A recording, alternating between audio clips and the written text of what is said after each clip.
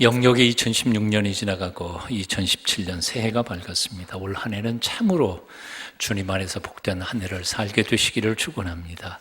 오늘 이 아침에는 이렇게 덕담해 보겠습니다. 올해는 여러분 생에 가장 가슴 벅차고 신나고 행복한 한 해가 될 것입니다. 아멘한 사람에게만. 너무 길어서 무슨 뜻인지 잘 이해를 못한 것 같아요. 다시 한번요. 올해는 여러분 생애에 가장 가만히 계세요. 잘 들어보세요. 올해는 여러분 생애에 가장 가슴 벅차고 신나고 행복한 한 해가 될 것입니다는 덕담이에요. 그리고 그대로 기억하기가 너무 길면 이렇게 말하면 됩니다. 가신행, 가슴 벅차고 신나고 행복한, 가슴 벅차고 신나고 행복한. 이제 아시겠죠? 다시요. 올해는 여러분 생애 중에서 가장 가슴 벅차고 신나고 행복한 한 해가 될 것입니다. 근거가 없으면 이게 꽝이 되는 거죠. 뻥이 돼요. 그런데 왜 그럴 수 있습니까? 왜 이런 말을 선포할 수 있습니까? 이유는 간단합니다. 우리 정치 혹은 우리 인생, 우리 역사가 정치인 몇 사람에 의해서 좌우되거나 아니면 TV에 나오는 논객 몇 사람의 의견에 따라서 좌우되는 것이 아니라 우리를 사랑하시는 전능하신 하나님께서 이 역사와 인생을 통치하고 계시기 때문입니다. 그렇게 믿으시죠? 요즘 TV를 보다가 보면 그 정치인들 몇 사람들 보고 논객들의 이런저런 이야기 듣다가 보면 도대체 어떤 사람이 더 거짓말을 더 많이 하는지 적게 하는지 누구 말이 진실인지 저 사람들한테 이 나라의 미래를 맡겨도 되는지 참 앞이 캄캄하고 혼돈스럽고 TV 앞에서 즐거운 게 아니라 행복하지 않은 이런 생각만 듭니다. 자, 그러나 우리의 눈을 떠서 아무리 소낙비가 내리고 천둥이 쳐도 그 먹구름 저 건너편에 태양이 찬란히 빛나는 것처럼 이 역사와 우주와 인생의 주인이신 하나님이 이 역사를 쥐고 계신다는 사실을 믿기만 한다면 올 한 해도 어느 때보다 훨씬 더 가장 가슴 벅차고 신나고 행복한 해가 될 줄로 믿습니다. 시편 29편 11절은 이렇게 말씀합니다. 여호와께서 자기 백성에게 힘을 주시며 여호와께서 자기 백성에게 평강의 복을 주시리로다. 함께 같이 읽어보실까요? 여호와께서 자기 백성에게 힘을 주시며 여호와께서 자기 백성에게 평강의 복을 주시리로다.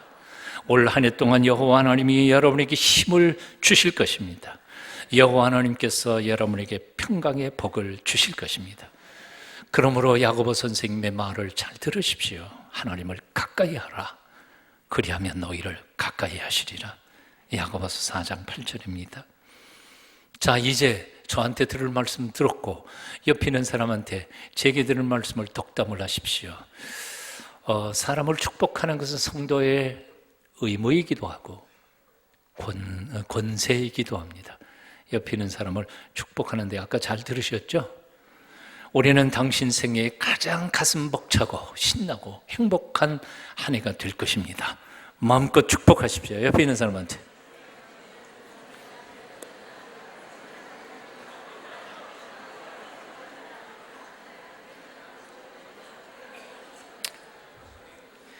이게 말이에요. 말하다가 보니까 더 신나요.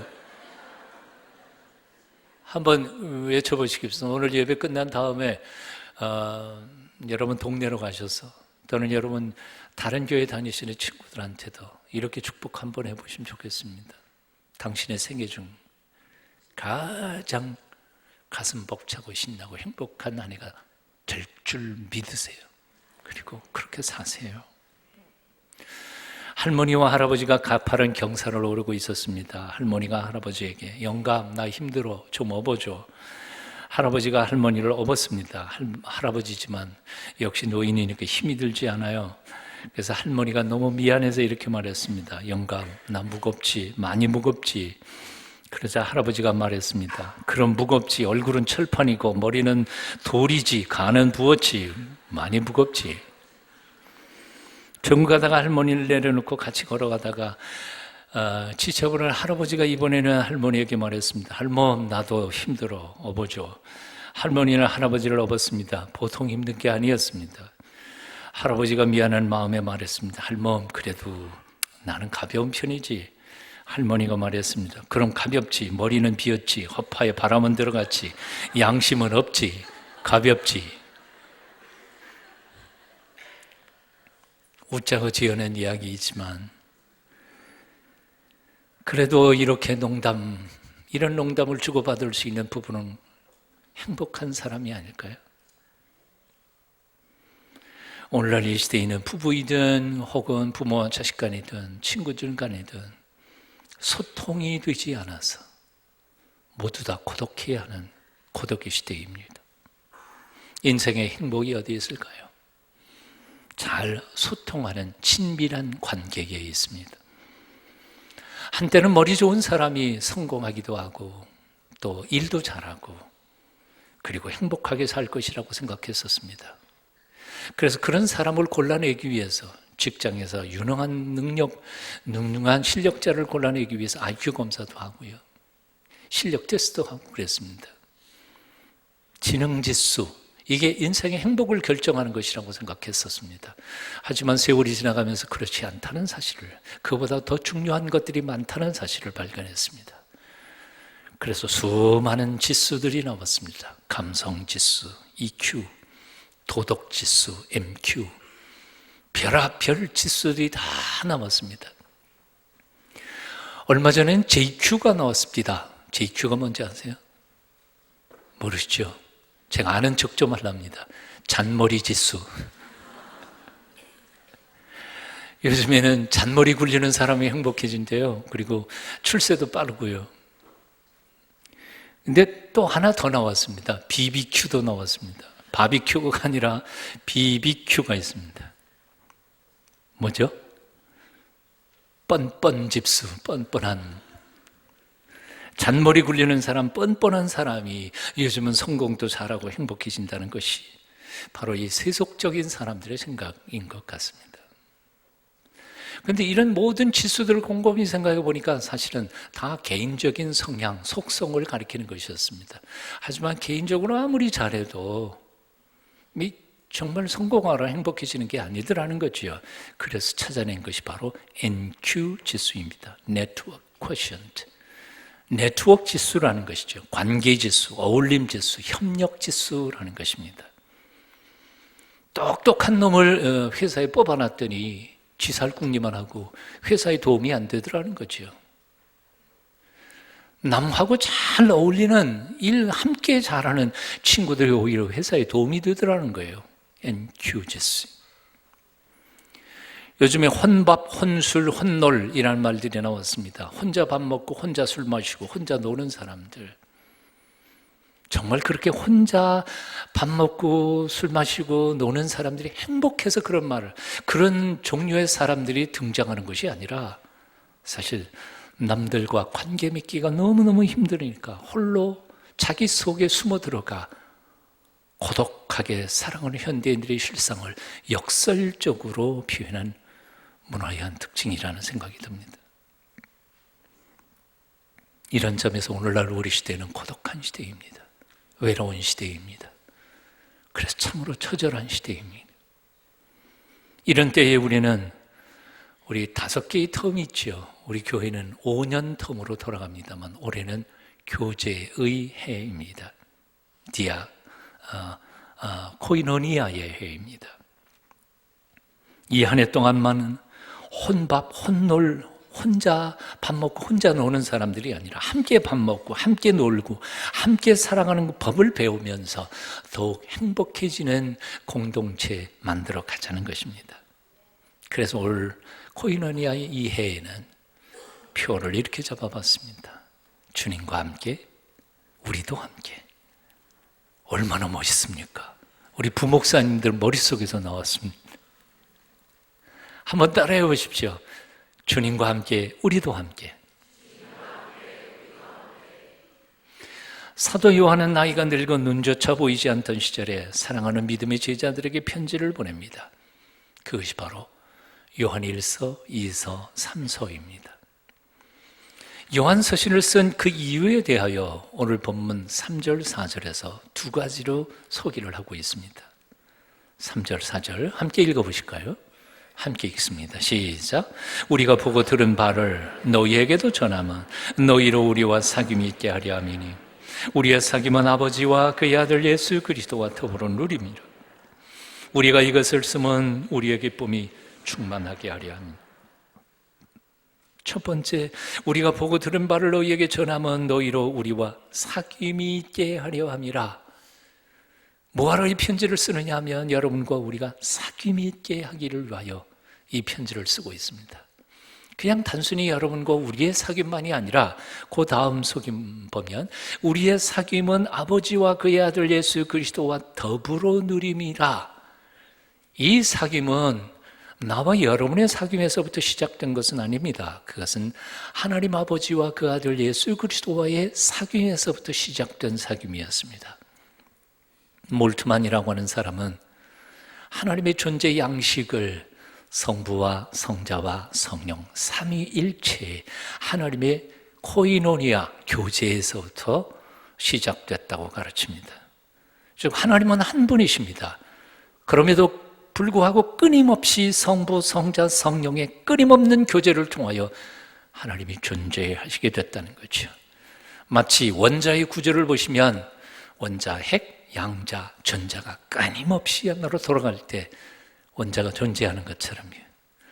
그래서 우리의 하나님의 형상대로 지음을 받은 인간도 끊임없이 사귐이 없으면 존재할 수 없는, 존재의 의미가 없는, 존재 가치가 없는 존재들이다 그 말입니다. 이건 두 가지를 함께 설명하고 있습니다. 동시에 사도 요한은 우리가 이것을 쓰는 이유는 우리의 기쁨이 충만하게 하려고 이 편지를 쓴다고 말하고 있습니다. 기쁨이 어디에서부터 옵니까? 사귐에서부터 오지 않습니까? 사실은 그래서 이 편지를 쓰는 이유는 둘이면서도 동시에 하나입니다. 사귐이 있고 사귐을 통하여 우리가 모두 다 기쁘게 살기 위해서이란 말입니다. 여기 한 가지 짚고 넘어갈 문제가 있습니다. 지금 요한 서신을 받는 수신자들은 불신자가 아니라는 사실입니다. 누가 이 요한의 서신을 받습니까? 크리스천들입니다. 요한의 제자들입니다. 저 세상 밖에 있는 신자들에게 사귐을 이야기하고 있는 게 아닙니다. 즉 다시 말하면 요한과 그의 제자들 그리고 그리스도인들이 예전에는 사귐이 없었다는 말이 아닙니다. 이미 사귐이 있었습니다. 그럼에도 불구하고 그 사귐은 굉장히 건성으로 습관적으로 흘러가 버리는 예식적인 사귐일 때가 많았습니다. 그래서 우리의 사귐을 좀 더 긴밀하고 깊은 관계로 나아가기를 원해서 이 편지를 쓴다는 말입니다. 사랑하는 여러분이 한 해 동안 주님과의 관계에 있어서 좀 더 긴밀하고 깊은 관계로 나아가실 수 있게 되기를 축원합니다. 주님과의만 관계가 아니라 옆에 있는 형제와 자매들 사이에도, 여러분 부부 사이에도, 부모와 자식 간에도 긴밀한 친밀한 관계로 깊어지시기를 축원합니다. 오늘 본문에 나오는 사귐이라는 단어는 헬라어로 코이노니아라고 표현하는데 이 코이노니아라는 단어가 신약 성경에는 약 18번 등장합니다. 그 쓰임새를 보면 두 가지로 쓰였습니다. 하나는 하나님과 우리 사이의 수직적 사귐 코이노니아, 그리고 나와 너 사이의 수평적 코이노니아, 이 두 가지의 사귐을 소개하고 있습니다. 저는 한평생이라고 그럴 것도 없지만 한 30년 이상 목회하면서 제가 만나는 많은 그리스도인들 중에 항상 하나님과 싸우는 사람들을 봤습니다. 항상 하나님하고 싸웁니다. 하나님의 약속을 의심하고 하나님하고 다투고 하나님께 항의하고 투정 부리고 화내고 심지어는 목사가 된 이후에도 하나님과 다투는 많은 신령한 신실한, 여러분 오해하지 마십시오. 그런 엉터리 목사가 아닙니다. 신실한 목사님들을 봤습니다. 그런데 한 가지 발견한 것은 하나님과 다투면서 행복한 목회자를 본 적이 없습니다. 나는 지난 30여 년 동안 목회를 하면서 하나님하고 다투는 사람뿐만 아니라 형제 자매들끼리 서로 다투는 사람도 많이 봐왔습니다. 미워했다가 시기 질투했다가 싸웠다가 헤어졌다가 다시 화해했다가 용서를 받고 또 용서를 해 주었다가 그리고 또 싸웠다가 평생을 그렇게 싸우면서 산 사람들을 봅니다. 그들의 생애는 행복하지 않았습니다. 당연한 거 아니겠습니까? 우리가 너무 잘하는 거 아닙니까? 새해 신년벽두에 로버트 팔검이 쓴 책이 제목이 생각이 납니다. 우리가 알아야 할 모든 것은 이미 유치원 때 다 배웠다. 그래서 오늘 이 아침에는 여러분을 유치원생 취급하겠습니다. 동영상 하나 보겠습니다.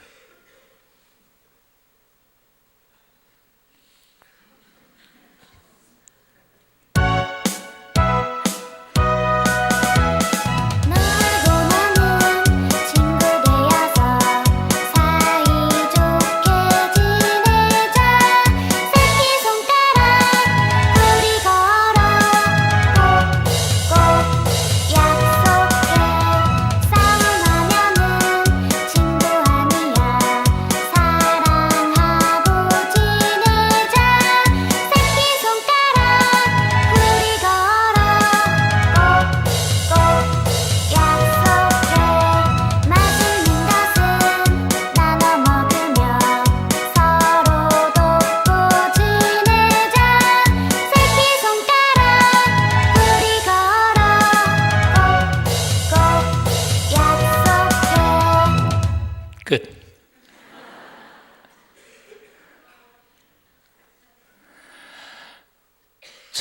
젊은 목사 시절에는 세상이 다 심각한 것만 보였습니다. 나이가 들어가면서 보니까 인생이 그렇게 단순할 수가 없습니다.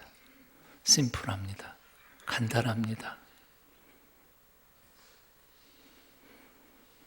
싸우는 사람 직구 아닙니다. 그죠? 친하게 지내기를 원하세요? 맛있는 거 나눠 먹으면 됩니다. 복잡한 게 없잖아요. 예? 오늘 아침 이렇게 질문해 봅니다. 요즘 예수님과 얼마나 친하게 지내십니까? 예수님과 사귀는 시간이 얼마나 여러분들의 삶 속에 차지하고 있습니까? 아무리 가까운 사이라 할지라도 벌써 만나는 시간이 짧게 되면 그만큼 마음은 멀어지는 법입니다. 여러분 부부 사이는 얼마나 친하게 지내십니까? 사랑하는 사람의 속상한 마음을 언제 들어보신 적이 있으십니까? 여러분 친구 사이는 또 어떻습니까? 친구의 한숨 섞인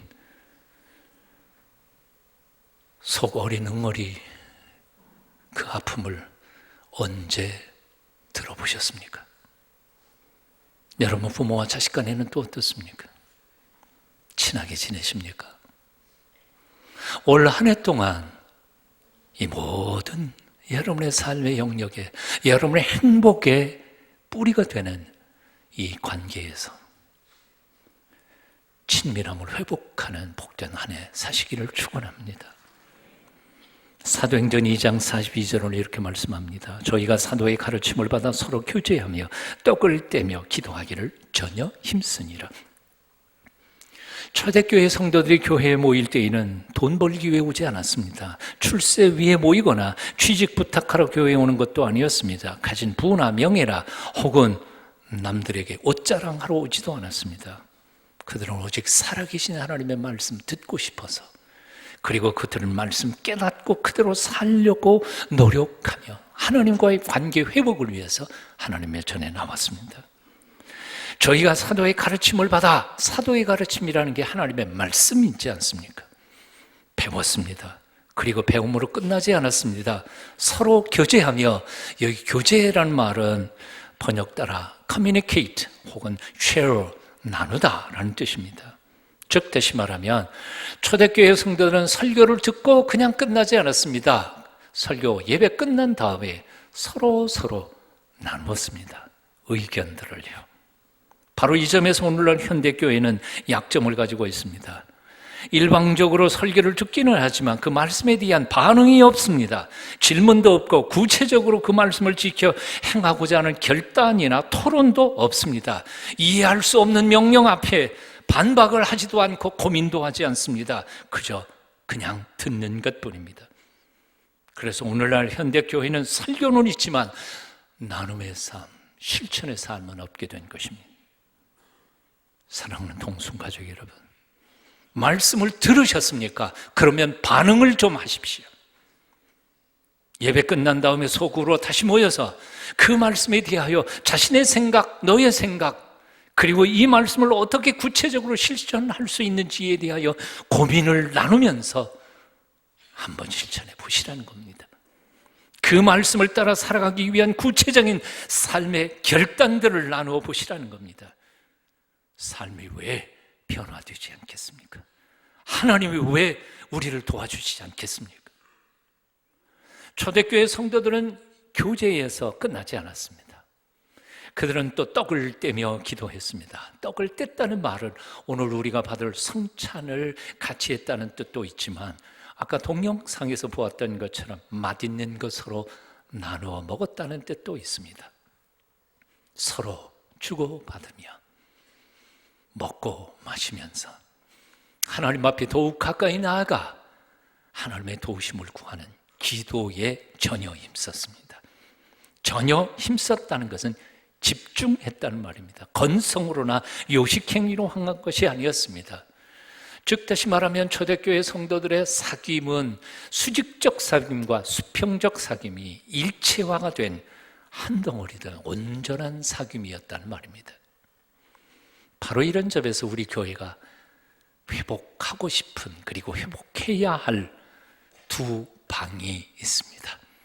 사랑방과 안방입니다. 예로부터 사랑방, 우리 선조 때부터 사랑방은 남자들이 모여서 인생을 토론하며 시국을 의논하던 곳이었습니다.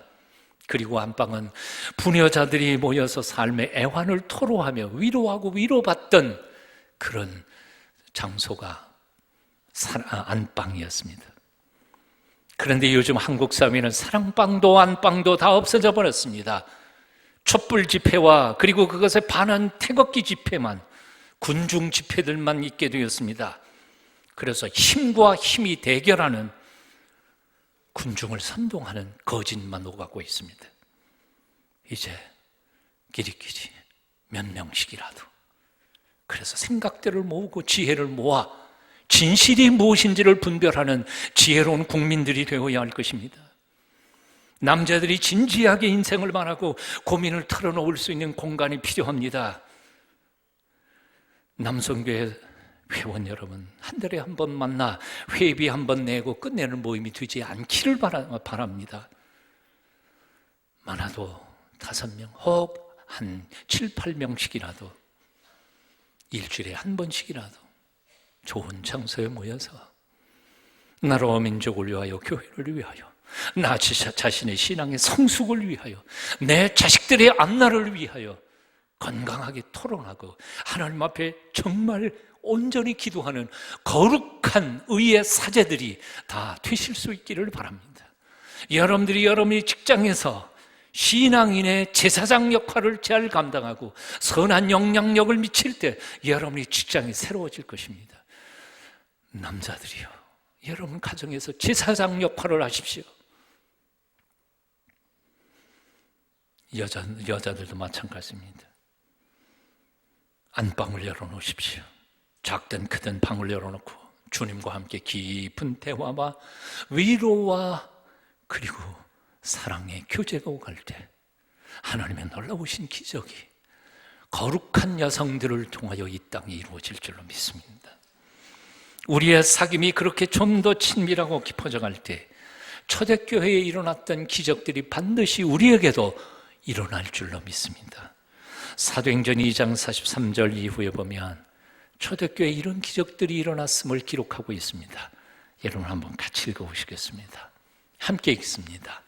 사람마다 두려워하는데 사도들로 인하여 기사와 표적이 많이 나타나니 믿는 사람이 다 함께 있어 모든 물건을 서로 통용하고 또 재산과 소유를 팔아 각 사람의 필요를 따라 나눠주고 날마다 마음을 같이하여 성전에 모이기를 힘쓰고 집에서 떡을 떼며 기쁨과 순전한 마음으로 음식을 먹고 하나님을 찬미하며 또 온 백성에게 칭송을 받으니 주께서 구원받는 사람을 날마다 도하게 하시니라. 여러분, 오해하지 않으셨으면 좋겠습니다. 2000년 전에 갈릴리 땅, 오늘날 우리가 살고 있는 이 시대보다 경제적으로 혹은 정치적으로 더 편안했던 시절은 아니었습니다. 훨씬 더 험악하고 살기 팍팍한 시절이었습니다. 그러나 그때에 깊은 예수 그리스도 안에 온전한 성도들의 사귐이 있을 때 가난한 사람들은 좀 유효한 사람들을 통해서 도움을 얻었고, 찢어지고 그리고 상한 심령을 가진 사람들은 조금 더 영적으로 성숙한 사람들의 위로를 받으며 샘과 용기를 회복할 수 있었습니다. 이 아름다운 영적 성숙한 공동체가 오늘날 한국교회에도 이루어져야 할 줄로 믿습니다. 사귐을 통하여 말입니다. 바로 이 점에서 사도 요한은 요한일서를 쓴 두 번째 이유를 소개합니다. 내가 이 편지를 쓰는 것은 너희와 사귐이 깊어지기를 원하는 것은 우리의 기쁨이 충만하게 하려 함이라. 우리의 기쁨이 충만하게 하려 함이라. 행복하기를 원하십니까? 정말 올 한 해 동안 살아가는 동안에 가진 것 없어도 한바탕 껄껄 웃으면서 밝은 세상으로 살아가기를 원하십니까? 그렇다면 친밀한 사귐을 사고하십시오. 하나님과 친밀하십시오. 형제 자매들과 친밀하십시오. 기쁨이 여러분 속에 스며들 것입니다. 서두에서도 말씀드렸지만 2017년 올 한 해의 전망은 그리 밝지 않습니다. 아니, 밝지 않은 게 아니라 참으로 컴컴합니다. 모든 면에서 어둡습니다. 정치가 그럴듯합니까? 경제가 희망이 있습니까? 하지만 밤이 캄캄할수록 별은 더욱 총총 빛나는 밤입니다. 겨울이 추울수록 사람들의 온기 더 그리운 밤입니다. 따뜻한 사귐의 열기를 통해 세상을 따뜻하고 밝은 세상 만들어가는 하나님의 교회, 동성교회가 되어야 할 줄로 믿습니다. 그런 교회 만들어 가십시다. 캐나다 농촌에서 일어났던 일이었습니다. 끝없이 넓은 밀밭 속에 3살짜리 아이를 잃어버렸습니다. 울음소리도 안 나는 걸 보니까 아마 기절한 것 같았습니다. 너무 급한 아빠 엄마가 가까운 교회에 가서 알렸습니다. 이 교회, 모든 교회, 인근에 있는 모든 교회들의 소식을 알렸습니다. 총소리를 울렸습니다. 총소리를 듣고 그 교인들이 갑자기 우리 교회에 무슨 일이 생겼나 하고 달려왔더니 그런 일이 벌어진 겁니다. 그 모든 인근의 교회 교인들이 어린아이, 할아버지, 할머니 할 것 없이 다 손에 손을 잡고 그 넓은 까마득한 밀밭 한쪽 귀퉁이에서부터 한 걸음 한 걸음 걸어 뒤지기 시작했습니다. 한참을 걸어가다가 밀밭 속에 쓰러져 있는 3살짜리 아이를 발견했습니다. 이 실화 속에서 저는 오늘날 참된 교회의 모습을 발견합니다. 우리 교회가 할 수 있는 일이 뭐 대단치 않습니다. 우리가 무슨 힘이 있습니까? 하지만 손과 손을 잡고 우리 앞에 닥쳐 있는 문제를 앞으로 힘을 앞에 한 걸음 한 걸음 나아갈 때 문제를 해결할 수 있는 기적을 하나님이 행해 주실 줄로 믿습니다. 올 한 해 이런 교회 되게 해 주시옵소서. 기도해 봅니다. 기도하겠습니다. 지난 허물과 죄와 잘못을 다 뒤로하고 새롭게 다시 시작할 수 있는 기회를 주신 하나님을 찬양합니다. 새해에는 참으로 우리들이 서로 친하게 살게 도와주시옵소서. 주님과 만나는 시간도 더 많이 내고 말씀을 통해 주님의 마음을 느끼게 하시며 성도들과 만나는 시간도 늘려 서로 사랑하며 섬기고 함께 부둥켜 안고 살게 도와주시옵소서. 나도 힘들지만 나보다도 힘든 사람들을 품으며 함께 따뜻한 세상 만들어가도록 힘 주시옵소서. 예수님 이름으로 기도합니다.